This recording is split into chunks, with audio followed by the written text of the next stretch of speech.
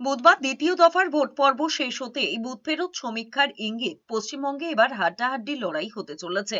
শাসক তৃণমূল কংগ্রেস এবং বিরোধী বিজেপি যে দলই জিতুক না কেন আসন নিরিখে দু দলের মধ্যে খুব যে পার্থক্য থাকবে না এমন ইঙ্গিতও দেওয়া হয়েছে বুথ ফেরত সমীক্ষায়।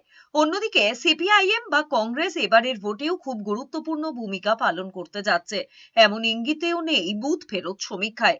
যদিও সাম্প্রতিককালে বেশিরভাগ বুথ ফেরত সমীক্ষার ফলাফল পরবর্তীকালে মেলেনি বলে দেখা গেছে। সমীক্ষক সংস্থা চাণক্য স্ট্র্যাটেজি পশ্চিমবঙ্গে যে সমীক্ষা প্রকাশ করেছে তাতে দেখা যাচ্ছে বিজেপি 150 পেরিয়ে গিয়েছে, 150 থেকে 160টি আসন পেতে পারে তারা। তৃণমূল কংগ্রেস পাচ্ছে 130 থেকে 140টি আসন। অন্যান্যদের এই সমীক্ষাতে 6 থেকে 10টি আসন দেওয়া হয়েছে। পিপলস পালসের সমীক্ষায় তৃণমূল কংগ্রেস এগিয়ে, তারা পাচ্ছে 117 থেকে 187টি আসন। বিজেপি পেতে পারে 95 থেকে 110টি আসন।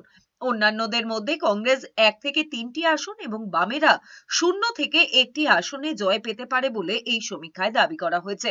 এদিকে ম্যাট্রিজের বুথ ফেরত সমীক্ষা বলছে পশ্চিমবঙ্গে 146 থেকে 161টি আসন পেতে চলেছে বিজেপি।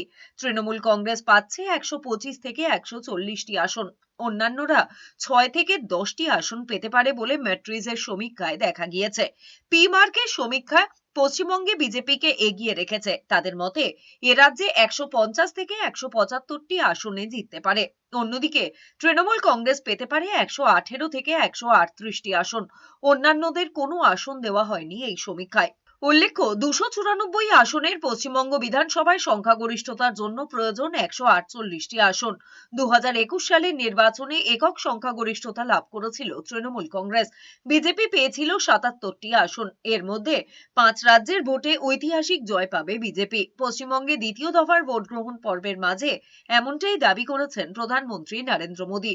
অন্যদিকে তৃণমূল কংগ্রেস নেত্রী মমতা বন্দ্যোপাধ্যায় প্রশ্ন তুলেছেন, is it free and fair election? অর্থাৎ এটা কি অবাধ শান্তিপূর্ণ নির্বাচন? তার কথায় জীবনে এমন দেখেননি। তা সত্ত্বেও বলেছেন তৃণমূলই জিতবে, 2/3 সংখ্যাগরিষ্ঠতা নিয়ে জিতবে।